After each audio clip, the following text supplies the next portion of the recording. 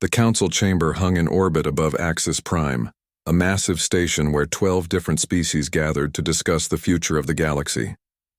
Jake Morrison sat in his assigned seat near the back of the circular room, watching the other delegates argue about the pirate crisis that had been killing innocent people for months. His seat was smaller than the others and positioned away from the center, a subtle reminder that humanity was still considered the newcomer despite 40 years of membership. The holographic display showed red zones across the outer rim, territories where pirates attacked supply ships and raided small colonies. People were dying every day. Resources meant for struggling settlements were being stolen. Fear was spreading through dozens of worlds. Jake had watched this crisis develop for half a year, and now he was finally getting his chance to speak. He stood when the system indicated his turn. His translator would carry his words to all 11 other species in their own languages. He kept his voice calm and professional. Earth offers assistance with the Outer Rim crisis. We have defense grid technology that can protect the threatened colonies. Our patrol fleets are fast and well-equipped. We can deploy within 2 weeks and have the pirate activity stopped within 3 months. Chairman Thexeler made a sound that came through the translator as a dismissive laugh. The tall Xanthari leader was covered in silver scales that caught the light, making him look like he was glowing with superiority. His species had been part of the council for over 2 centuries, and they never let anyone forget it. The human speaks of violence again. Always your first answer is weapons and force. You have been part of this body for only 40 years. You do not understand how civilized species resolve conflicts. Jake felt the familiar tightness in his jaw, but kept his expression neutral. Lisa Grant stood behind him as Earth's military liaison, and he felt her hand briefly touch his shoulder. It was a silent message to stay calm, to not take the bait. They had been through this routine dozens of times before. With respect, Chairman, our defense grid has protected human colonies for 20 years without a single civilian casualty. We are offering to share this technology freely with any world that needs it. Jake gestured to the red zones on the display. People are dying while we debate. We have a solution ready now. Ambassador Vryn from the Vokran delegation leaned forward in his seat. His people looked almost human except for their pale blue skin and solid black eyes that reflected no light. And what does Earth expect in return for this generous offer? Surely you want something. Nothing, Jake said simply. We are offering help because help is needed. That is all. The chamber filled with murmuring voices. Several delegates spoke to each other in their native languages, though the translation system picked up fragments. Words like suspicious and trap and typical human manipulation floated through the air. Jake stood there taking it all in, knowing exactly how this would end because it always ended the same way. Counselor Shendai from the Thessian Communion was one of the few who looked genuinely troubled. Her species valued honesty and straightforward communication, and she had always been fair to Jake even when she disagreed with Earth's proposals. Perhaps we should seriously consider the human offer. The crisis worsens daily. We lost 17 supply ships just last month. Our own fleet deployments are not solving the problem. We have our own military resources, Thexelar said firmly. We do not require human interference in council security matters. Their technology is crude compared to our own. Their culture is inherently violent. They have barely been traveling between stars for 2 centuries. The elder species will handle this situation with proper wisdom and experience. Jake remained standing. Our technology may be newer, but it works effectively, and it is available immediately. Your fleets are spread thin across too many sectors. We are not offering to replace your security forces, just to supplement them during this emergency. Earth always offers to help, Vryn said with something that might have been a smile. Yet somehow Earth always seems to benefit from its generosity. You build your relay stations along trade routes we use. You establish your colonies near our territories. You insert your people into our affairs at every opportunity. Lisa stepped forward then, her voice sharp and clear. The relay stations we build cut travel time across this sector by 90%. Every species here uses them constantly. The colonies we established are on worlds that were unclaimed and unwanted by anyone else. We insert ourselves only when specifically invited, which happens rarely enough. The human military officer speaks without recognition, Thexelar said coldly. This is a matter for diplomatic representatives, not soldiers. Then let the diplomats vote on it, Jake said. That is why we are all here. To make decisions, let us decide whether to accept Earth's offer or reject it. The vote was called and conducted within minutes. Jake watched the display as the results came in. 11 votes against Earth's proposal, 1 vote in favor. The same result as always. The meeting continued as if humanity had never spoken. The council discussed forming a committee to study the pirate problem. They debated sending diplomatic messages to the pirates asking them to stop. They talked about the situation while people continued to die. Lisa leaned close to Jake's ear. Same pattern as always. Every single time, he agreed quietly. When the meeting finally ended, Jake and Lisa walked through the station corridors toward the human embassy section. The station was beautiful with its crystal pillars and mixed gardens from a dozen different worlds. It should have felt like a symbol of unity and cooperation. Instead, Jake always felt like an unwanted guest who had overstayed his welcome. Once they were inside a secure room in the embassy, Lisa pulled out a data tablet and handed it to Jake. I found something you need to see. Something important. The files on the screen made Jake's stomach twist. They were trade records, financial transactions, and licensing agreements. The encryption had been good, but not quite good enough to stop human intelligence services. The document showed years of deals between the Council and non-member species throughout the galaxy. The Council was selling technology. Human technology. Every major innovation that Earth had freely shared with the Council was being sold to outside civilizations for enormous profits. The relay gate designs that human engineers had developed, the medical scanning equipment that had saved millions of lives, the agricultural techniques that had ended hunger on Earth. All of it was being traded away for resources and political favors while the Council took full credit for developing the technology themselves. They are selling our work, Jake said slowly. Everything we have shared with them in good faith. They are profiting from it. Look at the licensing agreements too, Lisa said, scrolling down through more files. There are Council laws that prevent member species from conducting independent trade with non-members. Everything is supposed to go through official channels. But look at who actually follows these rules. Jake read through the documents carefully. The Zinthari and Vokran conducted independent trade constantly with no consequences. The Thessians did it occasionally. The smaller species tried sometimes, but were shut down immediately. Humans were blocked every single time they attempted any independent commerce. The rules were applied selectively based on which species the Council leadership favored. We have been used, Lisa said flatly. They take everything we offer. They claim credit for our innovations. They sell our work for profit. And they enforce rules on us that they ignore for themselves. We are valuable to them only as long as we stay subordinate and quiet. Jake set the tablet down on the table. He had suspected something like this for years, but seeing the documented proof was different. The scale of the exploitation was staggering. 40 years of human contribution to galactic civilization, and humanity had received nothing except contempt and restrictions in return. This needs to go to Earth immediately, Jake said. President Chen must see all of this. Already done, Lisa replied. I sent an encrypted transmission 3 hours ago through our secure channels. We should receive a response soon. The response arrived 2 days later. Jake and Lisa were summoned to a secure holographic conference with President Kevin Chen and key members of the United Earth Assembly.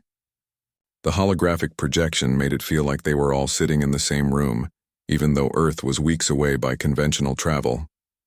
President Chen looked tired. He was a practical man who had spent his entire political career trying to build peaceful relationships between Earth and other civilizations. Seeing documented proof that those relationships were built on exploitation had clearly affected him deeply. We have reviewed all the evidence you sent, Chen said. We have also compiled additional data about the Council's treatment of humanity over the past 40 years. The complete picture is very clear. We have been valuable to them only as subordinate contributors, never as equal partners.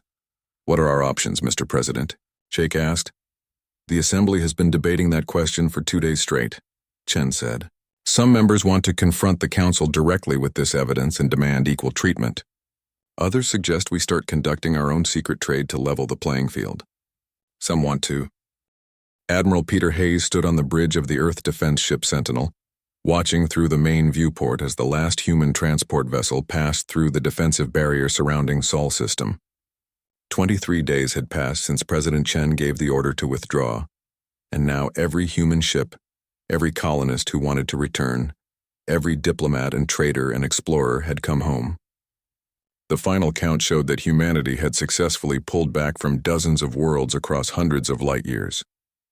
The defensive barrier was something the Council had never known existed. For 5 years, humanity had been building it in secret, layer upon layer of advanced technology that made Sol system effectively impenetrable to outside forces. Energy shields that could stop weapons powerful enough to crack planets, sensor jammers that made detection nearly impossible, automated weapons platforms hidden throughout the outer system, technology that humanity had developed but never shared with the Council. The elder species thought human defenses were simple and crude because that was all humans had ever shown them. They were very wrong. Rachel Kim, the communications officer, looked up from her station. She was young but competent, and she had been one of the first to volunteer for barrier duty. "All ships accounted for, Admiral. We are the last ones out here. Everyone else is home safe." "Good," Peter said, feeling the weight of the moment. "Activate the barrier's outer shell. Full lockdown protocol." The main view screen shifted to show the shimmer of energy as the final defensive layer came online. Sol system was now completely sealed.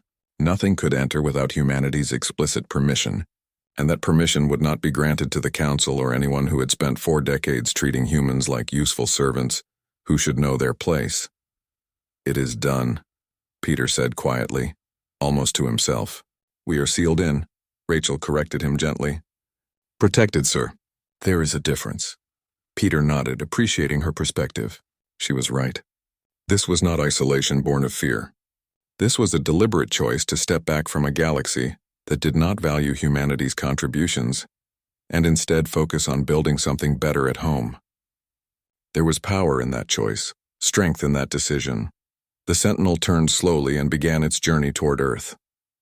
Through the viewport, Peter could see the blue and green planet where humanity had nearly destroyed itself with wars and pollution before finally learning to work together.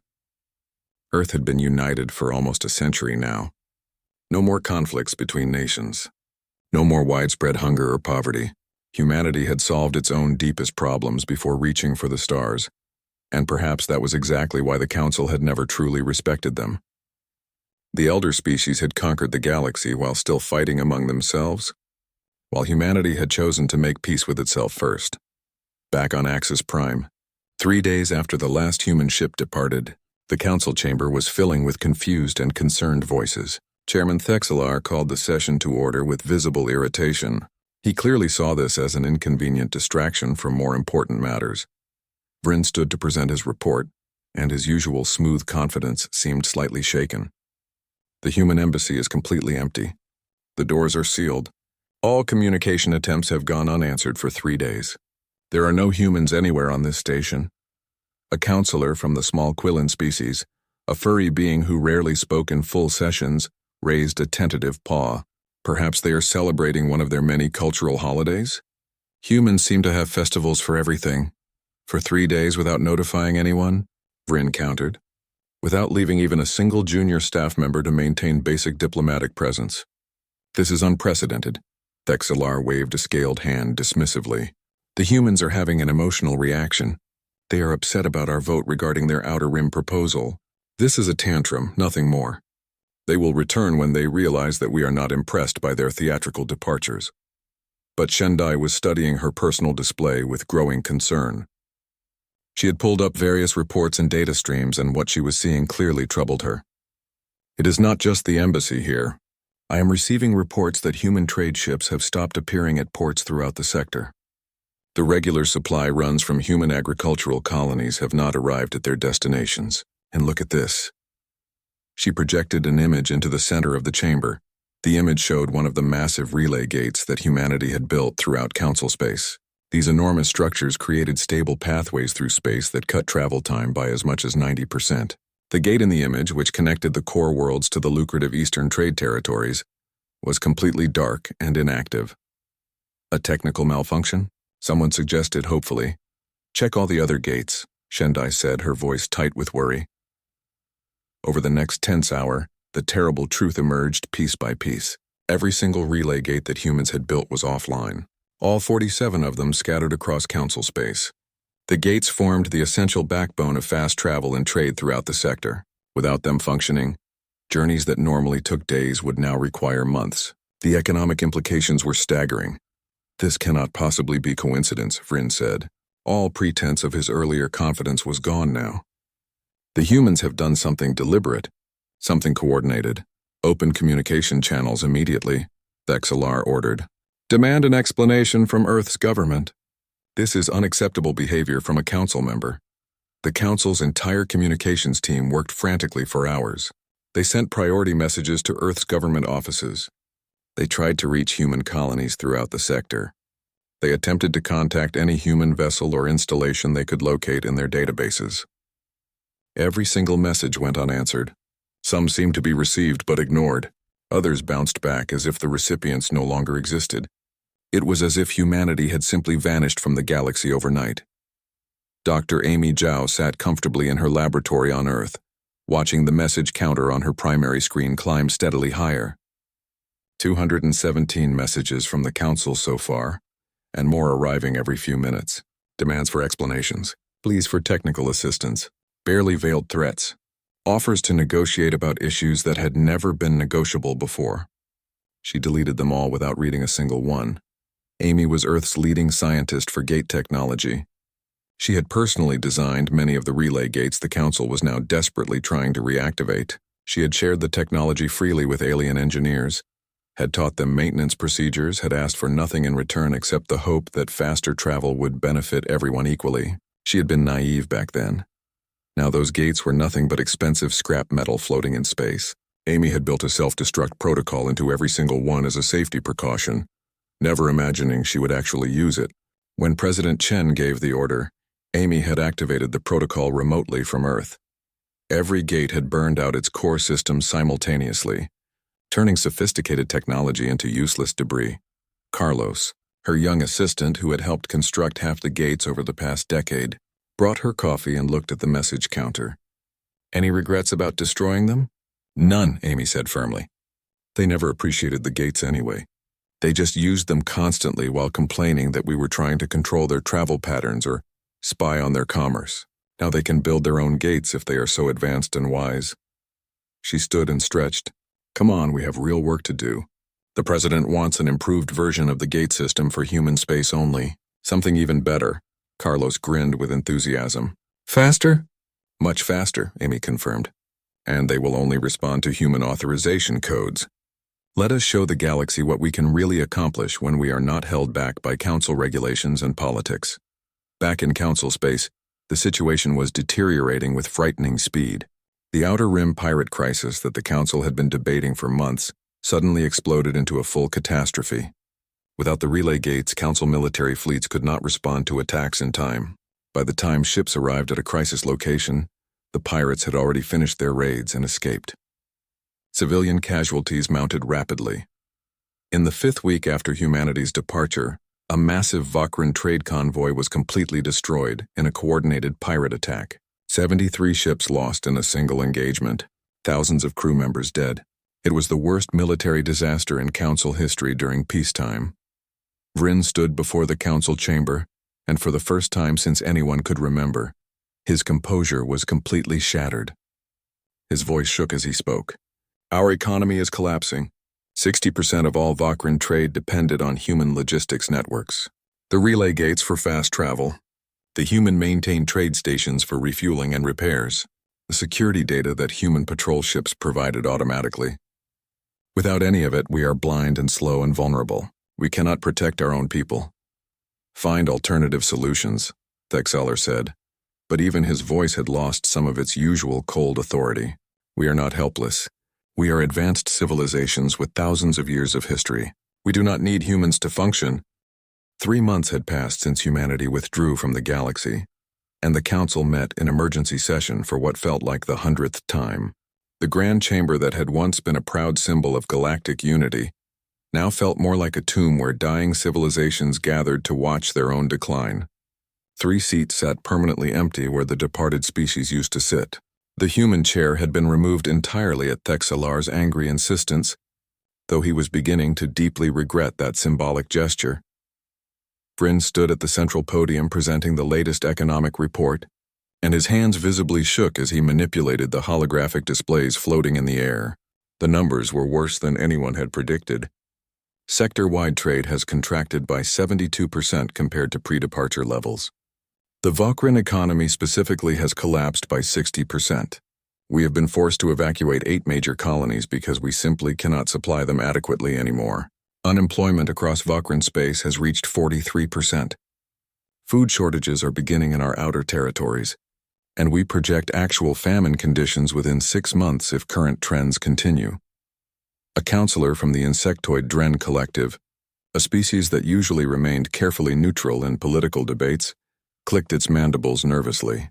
What about the economic conditions for other species? Everyone is suffering severely, Vryn said, his voice flat and drained of all emotion. The Xanthari economy has contracted by 55%. The Thessians are down 48%. Even species that rarely used human infrastructure directly are feeling catastrophic impacts because the overall economic network has completely collapsed. Trade routes that used to connect us efficiently are now too slow to be economically viable. Without the relay gates, shipping costs have increased by factors of 10 or more. Entire industries are simply ceasing to exist.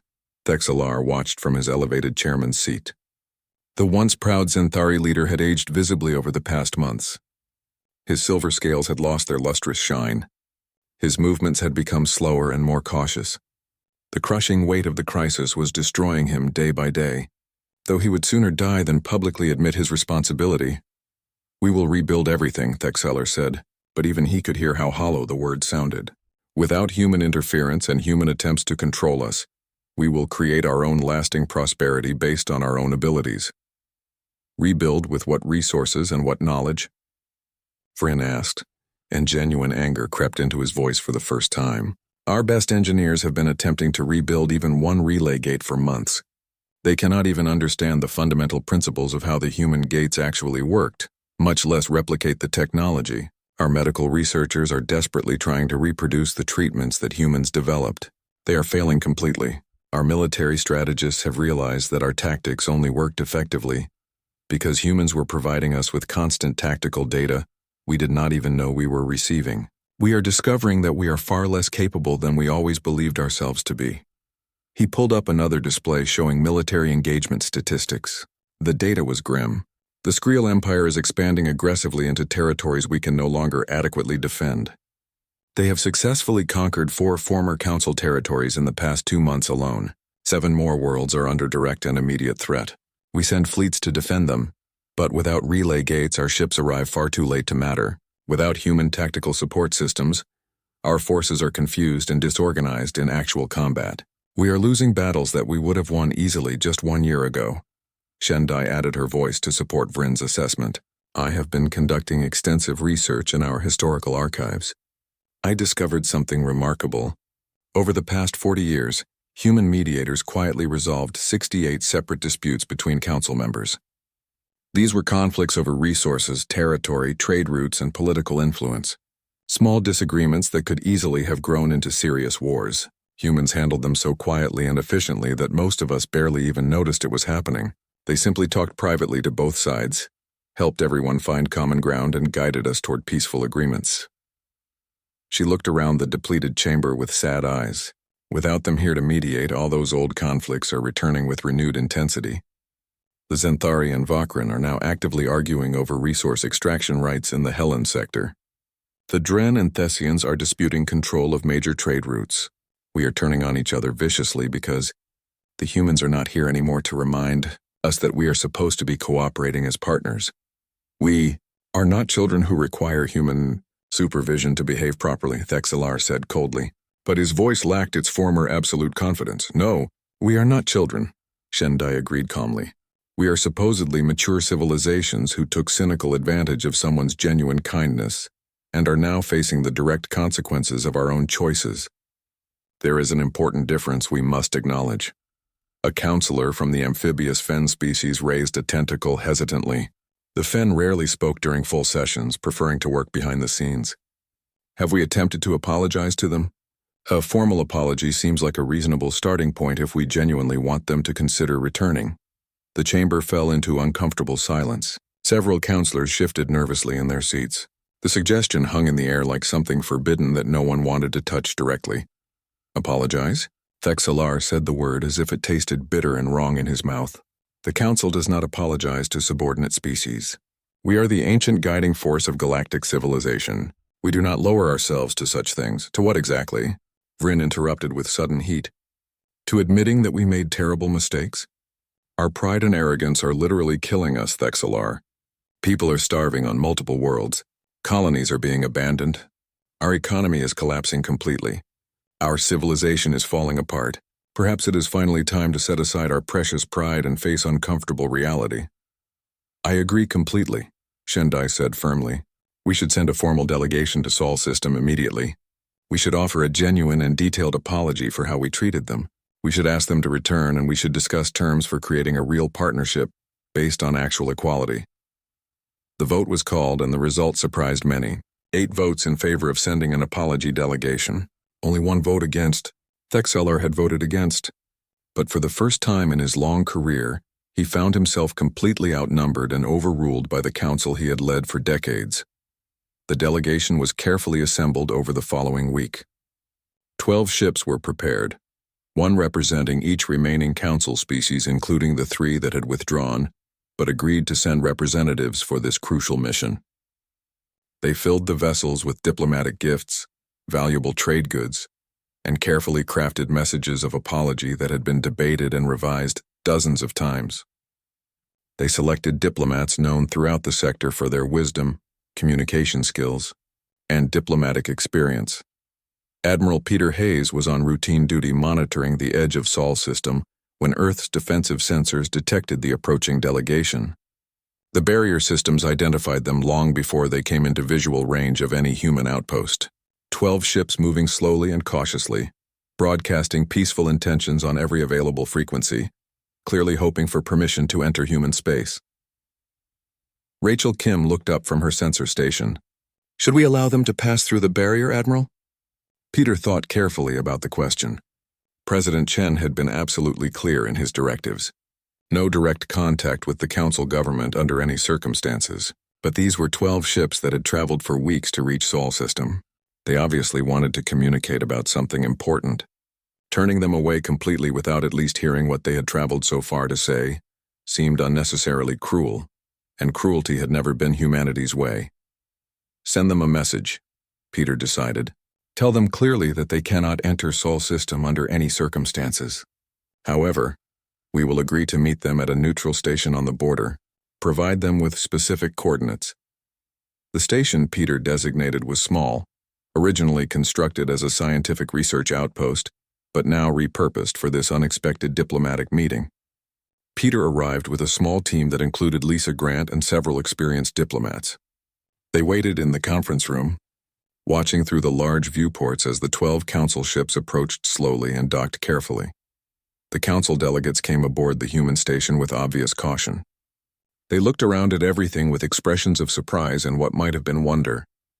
The technology surrounding them was clearly far more advanced than they had expected. The defensive systems were visible through displays and obviously extremely impressive. This was definitely not the primitive human infrastructure they vaguely remembered from their limited exposure to human technology. Vryn had been chosen as the delegation's primary speaker. He looked directly at Peter and spoke with what seemed like genuine humility. 1 full year had passed since humanity withdrew from galactic affairs, and the Galactic Unity Council existed now in name only. The Grand Chamber on Axis Prime still stood physically intact, but only 6 species bothered to send official representatives anymore. The other surviving members had quietly withdrawn to focus entirely on their own desperate struggles for survival. The dream of unified galactic civilization had collapsed into fragments. Kinnell was young for a Xanthari, barely into her adult years by her species' standards. She sat alone in the vast archive room, completely surrounded by decades' worth of meticulously kept records. She had been appointed by the Emergency Council to investigate and document the complete scope of humanity's contributions to galactic civilization. What she was discovering in these files was systematically destroying everything she had been taught to believe about her own species and about galactic history. The records were extraordinarily detailed. Humans apparently documented absolutely everything they did. Every aid shipment sent to struggling worlds. Every piece of technology freely shared. Every crisis they helped quietly resolve. Every time they were publicly dismissed or privately insulted. 40 years of dedicated service to others, all recorded in painful and precise detail. It was simultaneously admirable and heartbreaking to read. Kinnell pulled up a file dated 15 years earlier. A deadly plague had struck the Dren homeworld without warning. The Dren had no cure and no treatment. Their medical science was simply not advanced enough. The Council had debated endlessly about sending resources and support for 3 full weeks while thousands of Dren died each day. Then, without any fanfare or public announcement, a human medical team had simply arrived. They worked intensely for 6 months straight, developing an effective treatment protocol. They saved millions of Dren lives. The Council's official historical records credited the cure entirely to Council medical research. The humans had never once corrected that false record publicly. She found another file describing a terrible famine on a remote Vokran colony world. The Council had discussed sending emergency food supplies, but the financial cost was deemed too high for such a small population. Human cargo ships had arrived at the colony within 2 weeks, carrying enough food supplies to feed the entire population for over a year. They asked for absolutely nothing in return. The Council records made no mention whatsoever of human aid in that crisis. File after file revealed the exact same pattern repeating endlessly. Humans helping generously, Council taking full credit, humans offering practical solutions, Council rejecting them as primitive or dangerous, humans building essential infrastructure, Council using it constantly without any acknowledgement or gratitude. It was systematic exploitation documented in excruciating detail. Kinnell had been raised from childhood to believe that the Zenthari were the wise natural leaders of galactic civilization. That Chairman Thexelar was a brilliant statesman, guiding lesser species toward enlightenment. That humans were immature newcomers who needed patient guidance and firm restrictions. Everything she had been taught her entire life was revealed as lies built on exploitation. She compiled all her findings into a massive, comprehensive report and formally requested an emergency council session. The remaining 6 species sent their representatives despite the obvious futility of these meetings. Even Thexelar attended, though he looked like a mere shadow of his former proud self, diminished and haunted. Kinnell stood confidently where her grandfather and his generation would never have permitted a young female to speak publicly. But desperate times had shattered the old hierarchies. The old guard was frantically searching for answers, and only the young seemed willing to look honestly at uncomfortable truths. I have spent the past month carefully reviewing 40 years of historical records in minute detail, Kinnell began clearly. I have complete documentation of every single human contribution to this council's functioning. Every technology they freely shared. Every crisis they quietly resolved. Every generous offer we arrogantly rejected. What I have found is not merely disappointing. It is absolutely shameful, and we must acknowledge it. She activated her displays, projecting overwhelming visual evidence throughout the chamber. Charts showing detailed economic support over decades. Graphs demonstrating constant military assistance. Timelines of crucial medical advances. Maps of elaborate infrastructure development. All of it undeniably human in origin. All of it completely unacknowledged by official council history. For 40 continuous years, humanity served as the foundational support system for this council's apparent success, Kinnell stated firmly. We treated them like subordinate servants who should be grateful for our attention. We systematically took credit for their innovations. We rejected their friendship while ruthlessly exploiting their generosity. When they finally left because we treated them so contemptibly, we actually blamed them for our failure rather than accepting our own responsibility. Vryn stared at the overwhelming displays with hollow eyes. He had privately known some of this truth, but seeing every detail laid out so comprehensively was absolutely crushing to witness. Why did they give so much while receiving essentially nothing in return? Because they genuinely believed in cooperation as a fundamental value worth pursuing, Kinnell explained. Because they thought that helping others was inherently valuable, regardless of immediate personal benefit. Because they sincerely hoped that eventually we would recognize them as true equals deserving of respect. She paused for significant effect. They were completely wrong about us. We never intended to see them as equals. We only saw them as useful tools that should remain subordinate. This changes nothing about our current situation, Thexelar said, but his voice was weak and defeated. They remain gone. We still face all the same overwhelming crises. No, Kinnell said with absolute conviction. This changes absolutely everything that matters. Because now we finally understand what we actually lost. Now we can stop lying to ourselves about why our civilization is failing so catastrophically. It is not because humans abandoned us unfairly. It is because we never deserved them in the first place. We earned this suffering through our own arrogance. The chamber fell into heavy silence. The unbearable truth hung in the air like a physical weight, pressing down on everyone present. Finally, the Thessian representative spoke hesitantly. What do you propose we should do now? We tell the complete truth publicly, Kinnell said firmly. We stop pretending this catastrophe was humanity's fault. We take full responsibility for our own actions. We start rebuilding our civilization based on honesty and humility instead of pride and deception. Will any of that bring them back to help us? Fryn asked, though he clearly already knew the answer. No, Kinnell said honestly. Nothing will bring them back. But accepting truth might help us eventually become the civilization we always falsely pretended to be. While the Council wrestled painfully with their long overdue reckoning, humanity was experiencing unprecedented prosperity and growth. Earth's economy had expanded by 20% in just 1 year. New technologies were being developed and implemented at rates never seen before, no longer artificially held back by restrictive council regulations and political interference. Human colonies throughout Sol System were expanding rapidly and successfully. President Kevin Chen stood in Earth's new Capitol building, looking out at the thriving city below. His term would end in 6 months, and he felt deep pride in what humanity had accomplished together. The controversial decision to completely leave the Council had faced significant criticism initially, but now even the harshest critics had to admit it had been the correct choice for humanity's future. His assistant spoke from the doorway. Mr. President, you have important visitors. Admiral Hayes and Ambassador Morrison are here. Kevin turned as Peter and Jake entered his office. Both looked unusually serious, which immediately concerned him. We have a developing situation, Peter said without any preamble.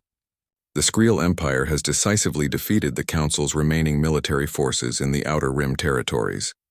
They are now threatening to push much deeper into Council space. Millions of innocent civilians are at immediate risk of violence. Kevin sat down heavily. How severe is the situation? 7 major worlds are under direct and immediate threat of invasion, Jake explained grimly. The Council fleets are completely scattered and thoroughly demoralized. They lack the coordination, resources, and tactical capability to mount any kind of effective defense. If the Skrill launch their planned attack, it will be an absolute massacre of civilian populations. And you want us to intervene militarily, Kevin said, understanding their purpose. Not to help the Council government, Peter clarified carefully. To protect innocent civilians, the ordinary people and families and children who never wanted any of this conflict, people who are about to be caught in a terrible war zone through no fault of their own. Kevin looked between them thoughtfully. You both know that if we intervene in any way, the Council will immediately see it as an opportunity. They will try to manipulate our presence into forcing us back into their structure. I know that risk very well, Peter acknowledged, but we cannot simply. 5 years had passed since humanity closed the metaphorical doors to Sol System and walked away from the Galactic Unity Council forever. The galaxy had transformed in ways that absolutely no one could have predicted when this strange journey began. The Grand Old Order had crumbled completely, replaced by something entirely new and unpredictable. The Council itself simply no longer existed in any meaningful form. The organization that had governed galactic affairs with unquestioned authority for over 3 centuries had formally dissolved 2 years ago. In its place were numerous smaller regional alliances, some managing to function successfully while others struggled desperately to survive. The grand unified vision of galactic civilization was gone permanently, replaced by a complicated patchwork of separate agreements and local partnerships. President Amy Martinez stood on the private balcony of the presidential residence on Earth, looking up at the stars scattered across the night sky. She had been elected 1 year ago following Kevin Chen's remarkably successful term. Her campaign had focused on continuing to expand humanity's reach into genuinely unexplored space while firmly maintaining the boundaries and principles that Chen had established so effectively. Her aide spoke quietly from the doorway. Madam President, the delegation from the Quillen Federation has arrived for their scheduled meeting. Amy smiled with genuine warmth. The Quillen were one of the 3 species that had left the Council shortly after humanity departed. They had struggled terribly at first. Their limited resources stretched impossibly thin. Then they had reached out cautiously to Earth with a remarkably simple message that changed everything. "Can we talk together as equals?" That honest conversation had led directly to a genuine partnership built on mutual respect. The Quillen brought their considerable expertise in advanced agricultural science. Humans shared their superior infrastructure technology freely. Together they had built something remarkable that neither civilization could have achieved working alone. It was exactly the model humanity wanted for all their future relationships. "Send them in, please," Amy said warmly. The Quillen ambassador, a small furry being named Tick, entered with her delegation. She greeted Amy with obvious warmth and affection. Over the past 5 years, the Quillen and humans had become genuinely close allies. A relationship built carefully on mutual respect and completely honest communication. "We come with excellent news to share," Tick said enthusiastically. "The joint agricultural colony on Valor's world is exceeding all our initial projections significantly. The harvest yields are up 40% beyond our best estimates. The human engineers and Quillen farmers working together make an extraordinarily effective team." "That is wonderful to hear," Amy said with genuine pleasure. "And what about the Torvin? I heard they were considering joining our partnership." "They have formally requested to join," Tick confirmed happily. "They have watched our successful partnership very carefully for years. Now they want to be part of building something better together." Amy nodded thoughtfully. The Torvin were another species that had left the failing council early in the crisis. They had observed the human-Quillen partnership cautiously from a distance before finally approaching with interest. This was exactly how humanity operated in the new era, slowly and carefully, building genuine trust before making any commitments. "We will arrange a preliminary meeting," Amy said, "but the same fundamental rules apply to everyone. Equal partnership with no hierarchy, completely honest communication, mutual benefit for all parties. If they can genuinely agree to those basic terms, we would be happy to work with them." After the Quillen delegation departed, Amy met privately with Admiral Peter Hayes, who was preparing for humanity's single most ambitious project yet attempted. "The ECS Discovery is completely ready for departure," Peter reported with barely contained excitement. "All systems have been checked and rechecked. The crew is excited and well prepared. We launch next week as scheduled." The Discovery was humanity's first deep space exploration vessel specifically designed to travel far beyond any known space. It would spend 5 years exploring completely new star systems, making first contact with species that the old council had never even known existed, searching for new worlds and new possibilities that had never been imagined before. "You will be careful out there?" Amy asked. It was an inappropriately motherly question for a president to ask, but she genuinely could not help herself. Peter smiled with understanding. "Always careful, Madam President. We are explorers seeking knowledge, not conquerors seeking territory. We meet new people. We communicate respectfully. We learn from each other. If we find friends, that is wonderful. If not, we simply move on peacefully. The universe is vast enough for everyone to find their place." That philosophy should have guided the council from the very beginning, Amy observed sadly. But it did not. Peter finished her thought. "Which is precisely why we are out here now, doing it the right way ourselves, far across the galaxy." In what used to be the heart of council space, Kinnell stood before a gathering of representatives from 6 different species. She had become the unofficial but widely respected leader of the reform movement, bringing together young beings from various species who genuinely wanted to build something fundamentally better from the ruins of the failed council. "We cannot and should not try to recreate the old council structure," Kinnell said firmly to the gathered representatives. "It was built entirely on hierarchy and pride and exploitation. We desperately need something completely different, something based on the principles that humanity tried repeatedly to teach us before we drove them away." "What principles specifically are those?" asked a young Vokran named Chal, who had become one of Kinnell's closest allies and supporters in the reform movement. "Genuine equality between all members," Kinnell explained clearly. "Mutual respect regardless of age or size. Honest cooperation without hidden agendas. Recognizing that helping others ultimately benefits everyone. Admitting mistakes openly when they occur. Valuing actual contribution over traditional status."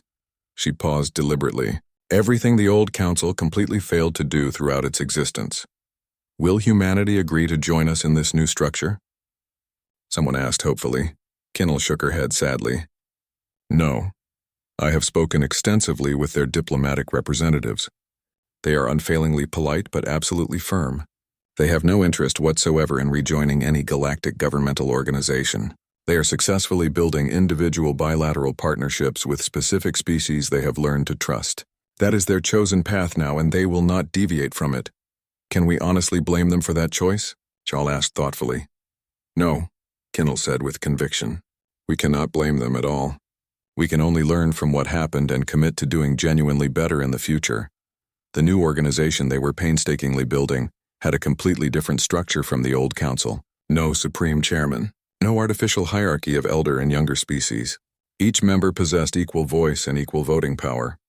Decisions required genuine consensus from everyone. It was significantly slower and far messier than the old council system, but it was demonstrably fairer to all participants. Have you heard the latest news about the Zenthari reforms? Chal asked after their formal meeting concluded. Kinnell nodded. Her own people had undergone absolutely massive changes over the past 5 years.